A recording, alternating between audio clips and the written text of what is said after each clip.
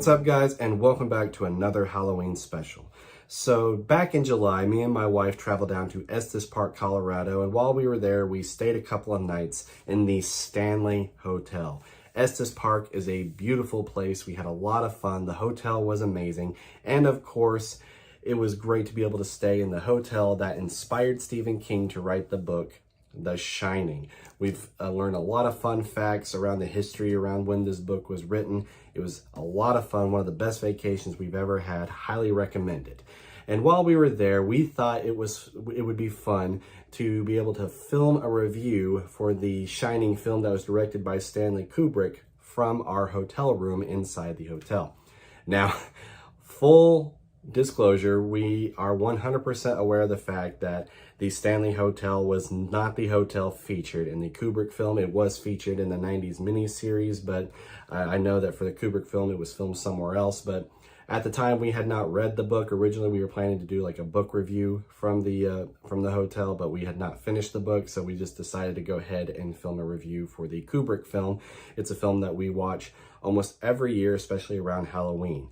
Now, what you're about to see is the film review that we filmed while we were staying in our hotel room. And I will also say to be sure to stay tuned, as later I'm going to post a vlog of our trip down in Estes Park, Colorado, and also in the Denver area, so be sure to stay tuned for that. But guys, hope you enjoy the review.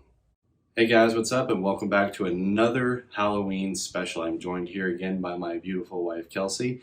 We are currently on vacation, and this is actually taking place in July, but we wanted to record this now and have this set to post here on Halloween. So we are currently in Estes Park, Colorado, and you probably saw the title and can probably guess where this is going. Yep, we are here at the Stanley Hotel, where Stephen King stayed here many years ago, and after a pretty extreme experience that he had, that gave him the inspiration to write the book The Shining, which eventually was turned into the film that was released in 1980, that was directed by Stanley Kubrick and starred Jack Nicholson and Shelley Duvall. And the irony of this is while we are staying in the hotel that inspired the Overlook, this is not the actual hotel that was featured in the Kubrick film. They did actually, in the 90s, Stephen King did produce a mini-series that was filmed here in this hotel. But I just thought that was very interesting that in the original film, the exterior was filmed somewhere else as with the interior. But anyway, yeah, we're going to go ahead and get started with this review. We're currently filming this review in our hotel room, but yeah, The Shining. What are your thoughts? Oh gosh. Well, I have so many. It's one of my favorite scary movies. It's actually my second favorite, second only to Nightmare on Elm Street. I mean, it's just an amazing film, from start to finish, it's just, the atmosphere set up by this like amazing wide span aerial view,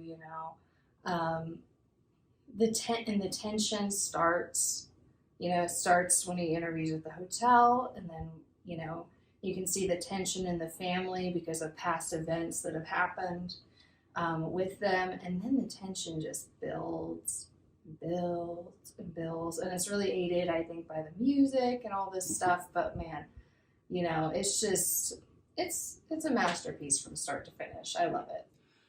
Yeah, and before I give you my thoughts, if for those of you that by chance have not read the Shining book or have seen this film, here's a little brief plot summary. It basically revolves around Jack Torrance. He is hired by the Overlook Hotel to be the caretaker because during the winter season the hotel is closed due to the impending weather, and so he and his family stay in the hotel throughout the winter to basically take care of it. But the longer they stay in the hotel, the more they realize that there's some unexplained supernatural experiences happening, and it begins to take a toll on Jack, you know, and A little bit. yeah, just a little bit. Yeah. You see, the funny thing is, this, from what we've learned, being here at the Stanley, is that the movie, differs from the book in quite a bit of ways. And it has the overall concept, but it's very different. And some of my friends, like I have like my friends, like they're either like it's either they really love this film or they just really, they despise this film. And but me, I personally really enjoy it, and I have not read the book. We actually started reading it on the way up here. We're listening to the audiobook, and it's I'm wanting to kind of see those differences. But as a film itself, I really enjoyed it. Like you said, just like the cinematography, and just at the beginning when you hear that very ominous music and everything, and then the longer the music plays, it just gets very eerie, and you just know from start to finish that this is going to be, a very, intense movie. And it's, I think it's very well done. Jack Nicholson, his performance was iconic, and there are people that did not care for his performance, and even Stephen King himself even has gone on record saying he wasn't a fan of it. And but I honestly thought for what he did for the role was like classic and iconic, and it's my only. This is probably going to be like my only issue with the film is that it's just, and we were just kind of talking about this earlier before we started recording, but as you know, as we mentioned earlier, Jack Torrance begins to go crazy because he's being heavily influenced by the supernatural forces around him. But my thing is, he went downhill a little too quickly. He did. I think there probably could have been a scene or two, maybe at least buffer, before you start seeing him unravel. But, the thing is, I think it still kind of works, and I only say that because he was already a tad unhinged, right. I think. Just from the beginning of the film, and you can tell from the events that took place and the way he kind of acts around his family, how he's kind of, in the beginning scenes, he just acts kind of annoyed with them, very detached from them. And I think that's kind of the idea that's kind of what made him susceptible to the spirits, to be able to get him so quickly. But I totally agree with you. The movie does move fast on that front of him just kind of starting to go crazy really quick. Yeah, I mean, yeah, and like you made a good point. Like he was already like due to like past experiences. I mean, he's, he struggled with alcoholism, and he said in his in his past he used to be a teacher, but he had a bad confrontation with a student, and but yeah, like you can actually see like after the interview, he presents himself as very professional and very well mannered, but then like the first scene that we get with his family, whenever his son asks him, or tells him that I'm hungry, he's like, well, you should have eaten your breakfast. And, Yeah. and I mean, as parents, we we give our kids those kinds of responses too and everything. But you can just kind of see like right off the bat that, there is like some huge tension with the family and For sure. kind of holding on by a thread. And, but yeah, that was just kind of, I wish there had been more, time to kind of see him slowly descend more into madness, but it's just, we get a few scenes and then we already see him, just, creepily staring out the window and everything. And, but I did notice that it kind of goes a little back and forth. Like you can kind of see him staring into madness, but then descending into madness, but then he has a nightmare and that kind of seems to bring him back and he starts to realize something's happening. But he just, the further and further he goes, he just decides to give into it. And I think they portrayed that pretty well, him giving into it at the bar scene, you know. Yeah. But do you have any negatives? Well, I have a little tiny nitpick, but I think a lot of people, especially other fans of The Shining, would probably disagree with me. My only little nitpick with The Shining is the actor who plays Danny. And let me explain. The child actor, I think, did very well. You know, when he turns into Tony towards the end, you know, I mean, he played it beautifully. You know, it was super creepy, super well done. My only little thing is that the way it's written and the way it's played, he doesn't really act like a real kid to me. Mm-hmm. You know, having kids, you know, and especially like with our daughter and stuff, I mean, she's always smiling, she's always playing, she's running around, you know, being crazy. And even if Danny's a quieter kid, I don't think I ever remember seeing him smile or laugh during the movie like a normal kid would. And maybe it's because of the tension in his family. I'm not sure. Maybe they were just trying to keep the atmosphere creepy, and were afraid that would break it a little too much. But it just, he didn't feel like a real kid to me some of the time, which made it to where I wasn't feeling, you know, as sympathetic as I should have felt, because he didn't feel like a real kid. He felt like an actor. Yeah, I could definitely see where you would see there was like, you could tell that he was acting, like he wasn't like being the character. And as for, you know, Danny himself, like I always assumed that like his, you know, his mannerisms and everything was like inspired by the trauma that went through with Probably. he and his dad and everything. But and it is a child actor. I mean, gosh, acting in that intense of a movie like is hard for an adult. I know the one thing I will say is every time we watch the film, I don't know what it is, but like there's like the scene where Danny is like seeing like the blood come out of the elevator, and he makes like that face. Like no matter what, like every time we watch that film, like every time I see that for a split second, I just have to make that noise, like you know. And he does every time.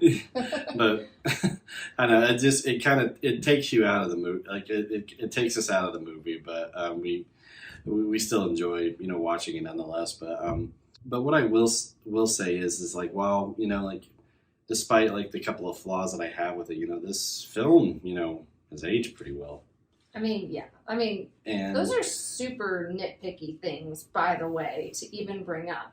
They probably weren't even worth bringing up, you know, like because the film just works so well. Right. I mean, and the ending, like the acting was like whenever Wendy starts to see that Jack has gone, you know, completely crazy, like she sees you know, his typewriter that, you know, you can kind of see, you know, all work and no play makes Jack a dull boy. And like that whole scene, you know, was just played out perfectly. Like, you know, Shelley Duvall's acting, like, you know, you could just see her just like the panic in her performance, and you know, like even like the way she's like swinging a bat and everything, like she's trying to defend herself, but you know, you can see the lack of confidence and everything.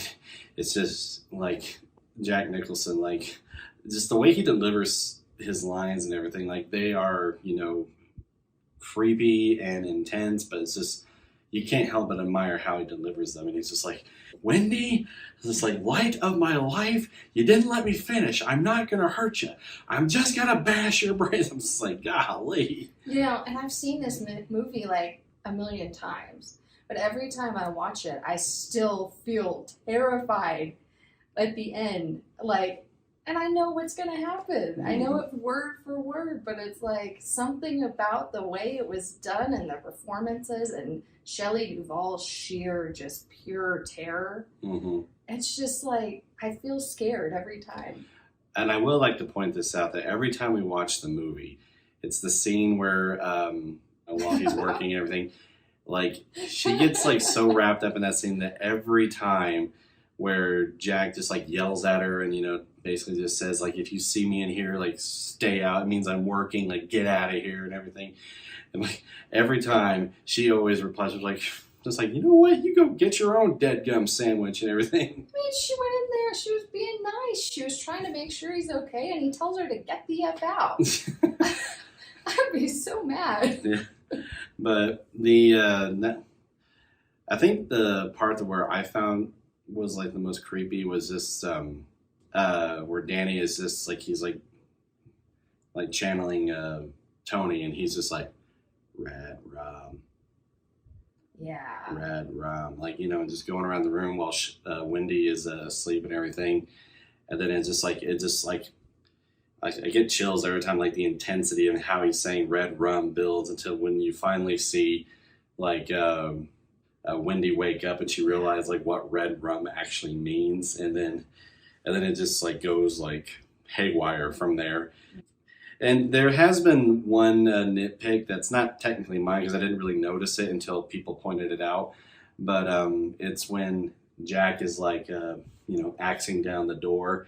The nitpick that I've heard from people is that like he's doing that with like such precision. Like, well, we learned that on the tour the other night. Yeah, we learned that Jack Nicholson used to be a firefighter, and that's like if you watch the movie and you see him just like axing the door, and he's just like very fluent with it. That's just because he has like method acting, if you will. Yeah, they told us they had to shoot that scene 60 times because he was just too efficient at it. And so, Kubrick kept having him do it over and over, and he actually threw his shoulder out.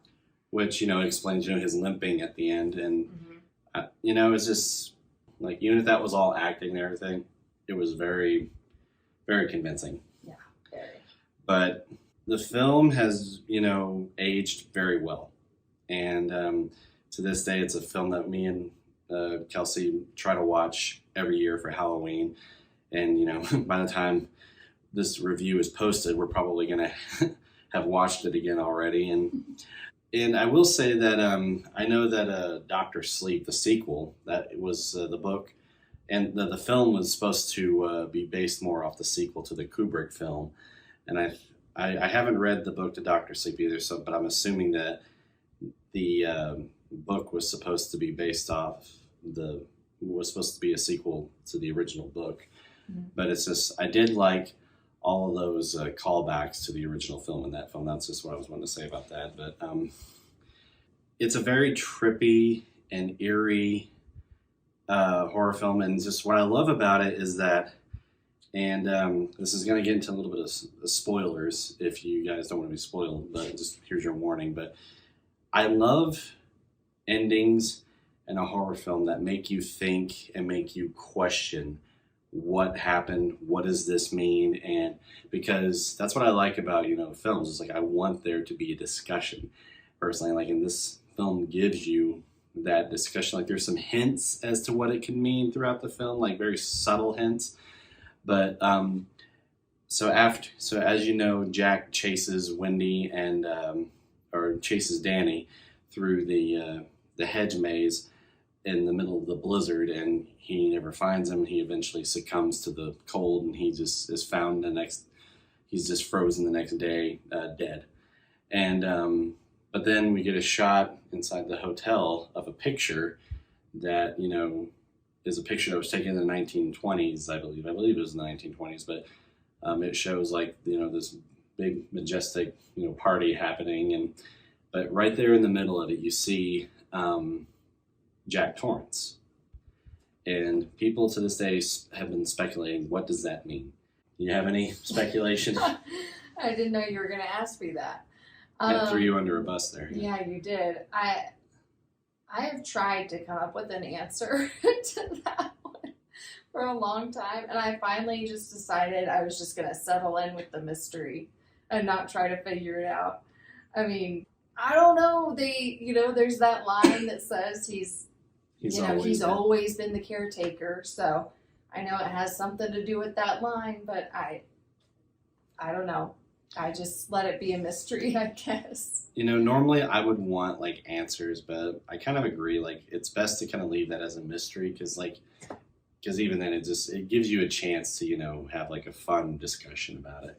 And I mean, it could mean that like maybe the picture is of all the guests or staff at the hotel that have died at that hotel, and now since technically he died technically at the hotel, he was outside when he died, but That's true. maybe he's now Yeah. he's joining the ghosts of all the hotels. And Mhm. I mean, we kind of see that a little bit in Dr. Sleep, where he was if you haven't seen that, spoilers, but Jack Torrance, there's a scene where Dan Torrance is at that same bar that Jack Torrance is, and Jack Torrance was the bartender.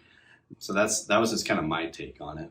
But it could be that, you know, maybe he's reliving another life and he was always the caretaker. But, you know, it's fun. I like watching, you know, hearing discussions and watching videos on it. But, you know, like I said, I just like endings to films that just make you think and make you want to speculate, you know. But what would you give this, how would you grade this film? We're doing 5 or? Letter grades, how about that? Oh, letter A+. A plus. Yeah. Yeah, like I said, despite my small nitpicks, it's a great film, great music, great cinematography, great direction. I'm gonna have to give it an A2. You know, I mean, like I said, I definitely want to check out the '90s miniseries as well as read the book because I want some comparison to it. Yeah. I do. And I'm a little nervous though because I'm worried like my feelings would change. Even if they did, I would still probably have, you know, more appreciation for this film. But for me, it's like, you know, separating it. You know, I like to think of the 1980s Shining movie as like inspired by the book. You know, not the book. I forgot to mention this earlier in the review, but we are actually we're not staying in the room that Stephen King stayed in when he got the idea for The Shining, but we are pretty darn close. We are currently like 30 feet away from it. Like, it's just, we go out our door and it's just literally to the left. So we are pretty darn close to it. And we didn't realize that when we booked this room. At least I didn't, but it's just whenever we saw like it was room 217, you know, in the book, and in the film it was 237, but in the original story it was 217. And whenever we saw that was just baffling. And, you know, of course we got pictures there, but that was just amazing. So it's just like to be this close to the room that started this whole franchise, to be able to, you know, review the film that, you know, was, you know, a product of like all the events that took place in room 217 is just amazing. So, but guys, again, thank you so much for checking out this video. Hope you enjoyed it. Be sure to comment your thoughts on this film down in the comments below. Be very interested to read what you guys thought about it. But again, Kelsey, thanks again for joining us on this review.